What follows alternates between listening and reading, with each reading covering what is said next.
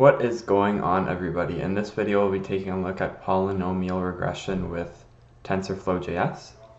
For those of you who don't know what polynomial regression is, essentially, sometimes phenomenon will follow a pattern similar to this.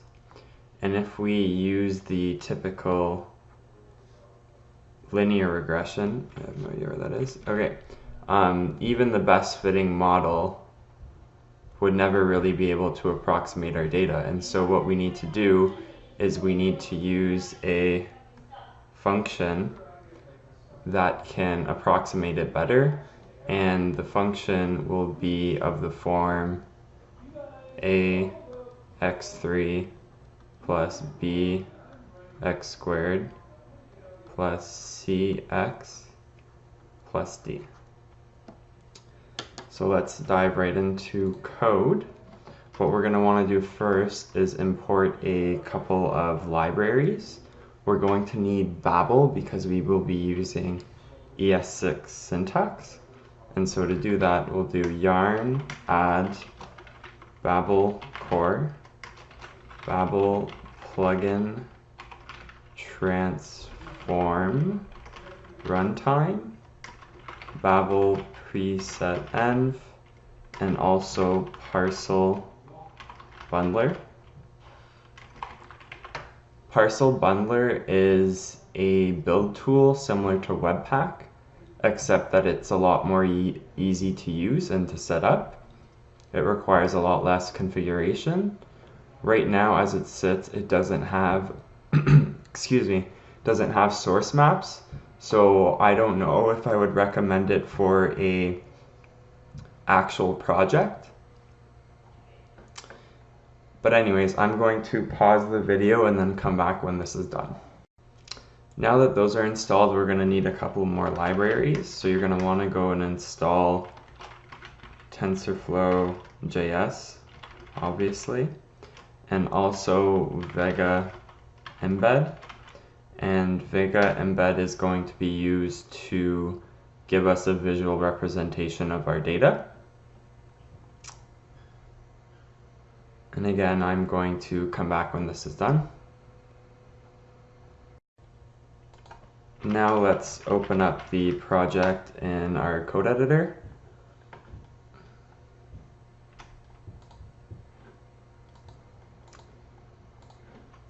Alright, and we're going to want to create a Babel RC file. And I'm going to go ahead and copy paste the configuration that we'll be using for Babel. And now what we'll do is we'll go ahead and create the file that will create our data. And so what we'll want to do first is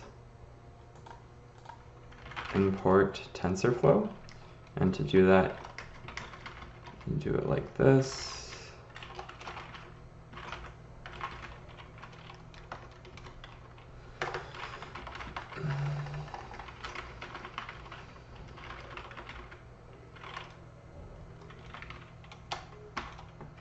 The function is going to be called generate data, and we're going to pass in the number of points we want to create, the coefficient of our x values, like in the function I drew here, and then we're also going to want to define a standard deviation.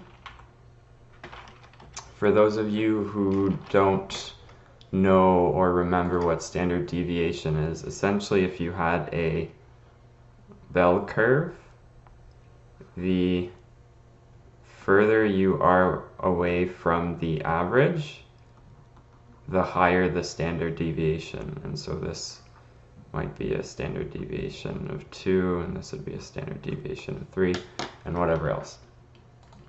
Anyways, so now we're going to initialize our coefficients, and to do that we can deconstruct an array like so, and we are going to create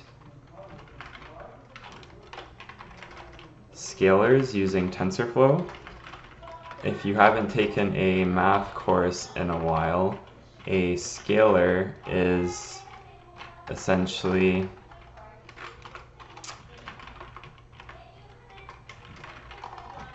it's not a variable, so it won't change.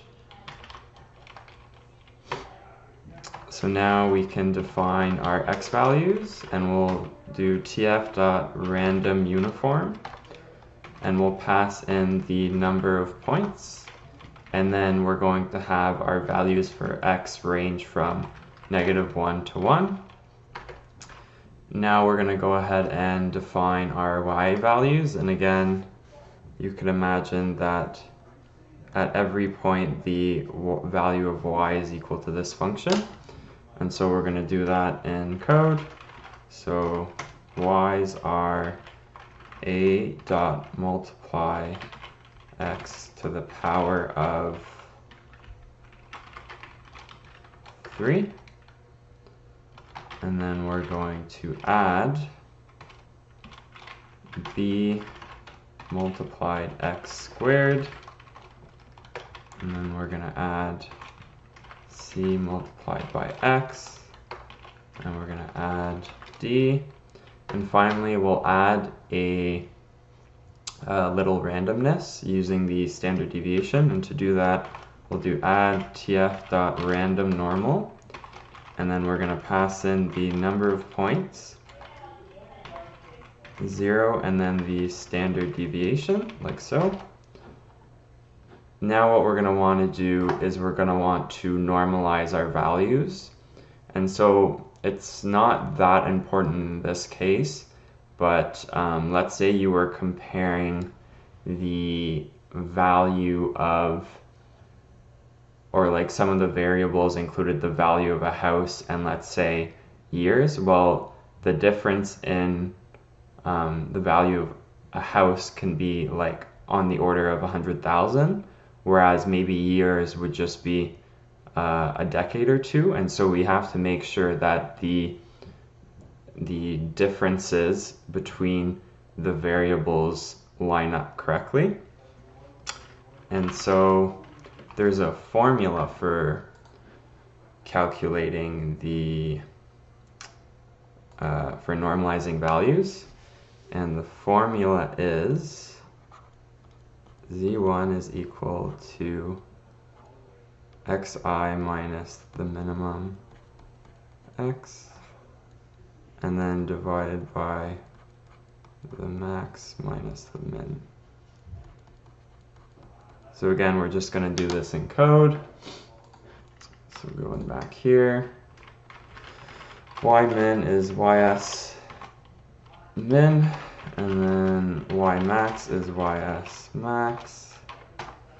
The range is just going to be ys max minus ys min, or y's I should say. And then the normalized value is just going to be what we described in the function, so sub y min divided by y range. And so we're just going to return an object with these values, xs, and then ys normalized. So now what we're going to do is we're going to define the main function we're going to use. And we're going to want to start off by importing TensorFlow. So import star as tf from TensorFlow. We're going to want to import our generate data function.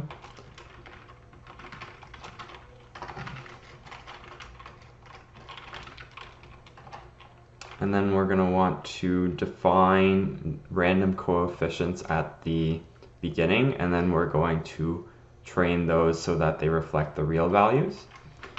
And so to do that, we'll start with the first coefficient. We'll define a variable, and it's going to start off by having a random value like so. And again, we're going to need an A, a B, a C, and a D. So I'm just going to copy this and then change this to B, C, and D. So we're going to be using stochastic gradient descent. If you don't know what that is, I made a video on it a while back. But anyways, we are going to use 100 epochs, and then the learning rate, which is essentially the step size in stochastic gradient descent, is going to be 0.5, and then the optimizer is, like I said, stochastic gradient descent. All right, so now we're going to define a function called predict, and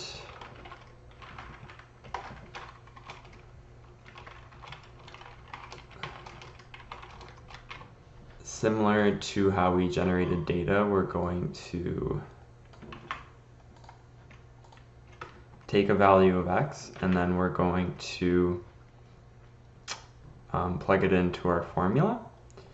And I'm going to change this to x. Oh, I just noticed that should be xs. That would cause issues. All right, I'm using tidy here because essentially the way it works, and this is going to confuse you, is when you define TensorFlow variables, they tend to stay in memory. And so when you use tidy, it'll essentially clear everything that isn't returned. I'm going to do something like this. All right, so now we're going to define the loss function. And the loss function is going to take the prediction and then the value of y, values I should say, and we're going to return preds.sub ys squared mean. So again, if you forgot what loss is, essentially it's the, actually whatever. Let's say this is the real value of the data point, and we predicted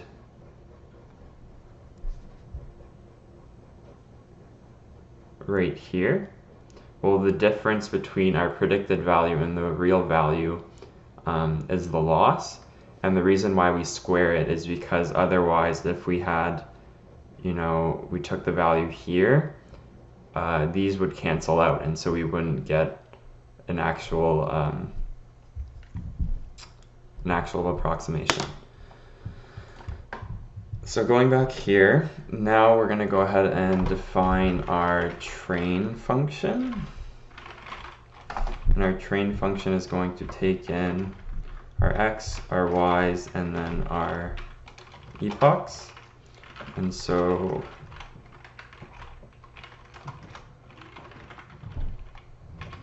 we are going to train or iterate 100 epochs. And so we use optimizer, minimize, and we are going to minimize the loss. And so we need to calculate our predictions for x, and then we need to pass that into the loss function, like so. And although it doesn't seem like it, this is actually going to be updating the values of our coefficients. And so just be aware of that. It'll be obvious because I'll show you guys. And then I'm just going to copy this, but we're going to print the values of the coefficients at each step.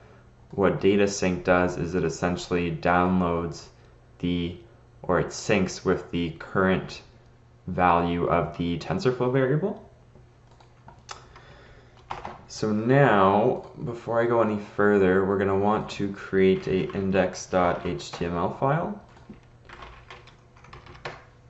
And this index.html file is going to have a script tag to import our index.js, and then we're going to have a div, and we're also going to have a button. Alright, so going back to our index.js, we're going to add a event listener on our button. So train dot add event listener. We're going to listen for the click event, and then we're gonna do everything in here. So what I'm gonna do first is I'm gonna define the real coefficients. And so these are the coefficients. So these are going to start off random, right? They're going to be random. And then as we train our model, they should approximate these coefficients. So A is going to be negative 0.8. B is going to be 0.3. C is going to be 0.5. And then D is going to be 0.8. Alright, and then I'm also going to print the initial values of our coefficients. Now we're going to generate our data. And so recall, it takes in the number of points, the coefficients, and then automatically has a standard deviation. So we are going to use 50 points, and we're just going to pass in our coefficients. And then we'll train our model. And now the final step is going to be creating a visual representation of our data. And again, we're going to be using embed Vega for this. So we're going to want to import the render chart function from Vega embed.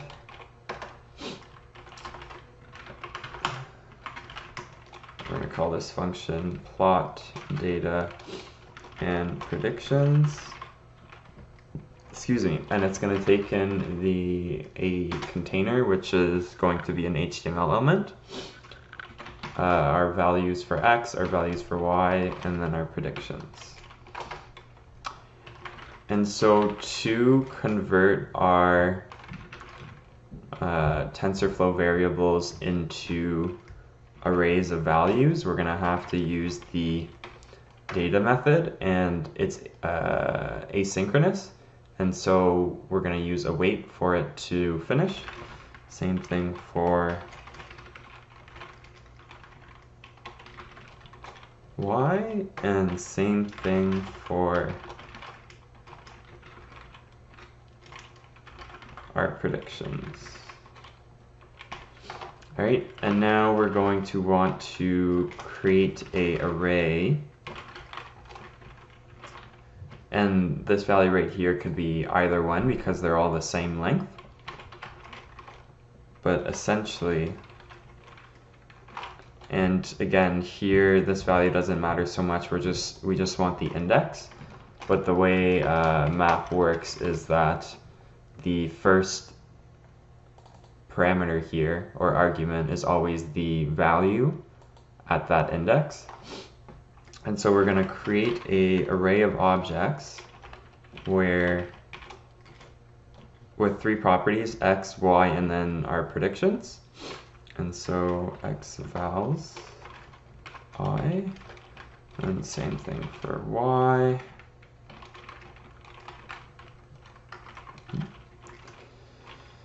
And our predictions.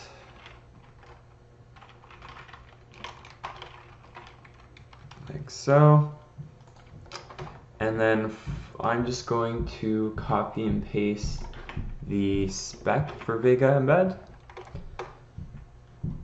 And so this is going to use data points for our X and Y values, and then we're going to draw a line for our predictions.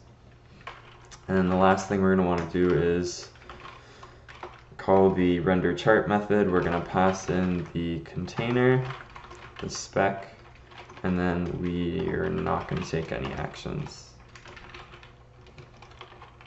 Okay, so now if we go back to our index.js, we're going to want to import the function first of all. So import plot data and predictions from UI. Alright, so we are going to pass in our div, and so we're going to use document.querySelector div. We're going to pass in our x, our y's, and our predictions, like so. Alright, so now we need to start parcel. And so we can do something like this. We need to pass it the index.html, and the open flag will open it. So if I run yarn watch, did I not call it yarn watch? No, I did. Oh, scripts. There you go.